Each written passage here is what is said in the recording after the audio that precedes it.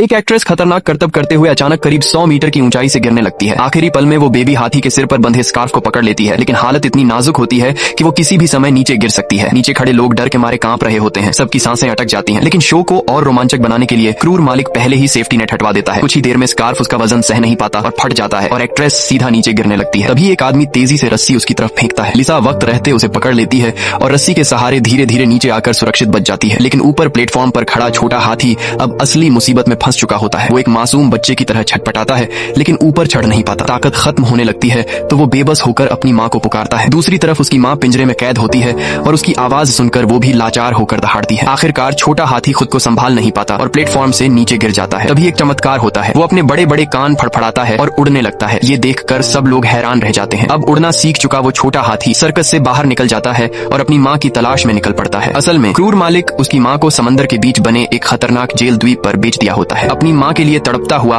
वो 3 दिन और 3 रात लगातार उड़ता रहता है और आखिरकार उसे पिंजरे में बंद अपनी माँ मिल जाती है। लेकिन जैसे ही दोनों मिलते हैं, मालिक अपने आदमियों के साथ वहाँ पहुंच जाता है और उन्हें फिर से अलग कर देता है। अब जब उसे पता चल जाता है कि ये छोटा हाथी उड़ सकता है तो उसे एक बड़ा बिजनेस मौका दिखता है। वो हाथी को मजबूर करने के लिए उसकी माँ को मारने का फैसला कर लेता है। ये सुनकर सर्कस के अच्छे लोग भड़क उठते हैं। सब मिलकर माँ हाथी को बचाने का प्लान बनाते हैं। छोटा हाथी भी जैसे ये बात समझ जाता है और उत्साह से तैयार हो जाता है। लेकिन तब तक माँ हाथी को एक ट्रक में बैठाकर जानवरों को काटने की जगह ले जाया जा रहा होता है। सब लोग अपने अपने काम में लग जाते हैं। मरमेड गार्ड्स का ध्यान भटकाती है, हेरक्यूलिस गेट हटाता है, मैजिशियन बिजली काट देता है और एक्रोबैट चुपके से गैराज में घुसकर स्टील का दरवाजा खोल देता है। परफेक्ट टीम वर्क के साथ वो लोग ट्रक चुरा लेते हैं और माँ हाथी को लेकर भाग निकलते हैं। उधर शो के दौरान छोटा हाथी सिग्नल मिलते ही लिसा को लेकर उड़ जाता है और सीधे कंट्रोल सेंटर पहुंचता है ताकि पार्क का गेट खोल सके। लेकिन अचानक 2 गार्ड्स लिसा को पकड़ लेते हैं। क्रिटिकल मोमेंट पर छोटा हाथी आगे बढ़ता है और अपनी सूंड से स्विच गिरा देता है। ठीक उसी वक्त ट्रक गेट तक पहुंच जाता है और बाहर निकल जाता है। इसके बाद हाथी पूरे पार्क की बिजली बंद कर देता है। चारों तरफ अंधेरा छा जाता है जिससे मालिक उनका पीछा नहीं कर पाता। गुस्से में मालिक कंट्रोल रूम में घुसता है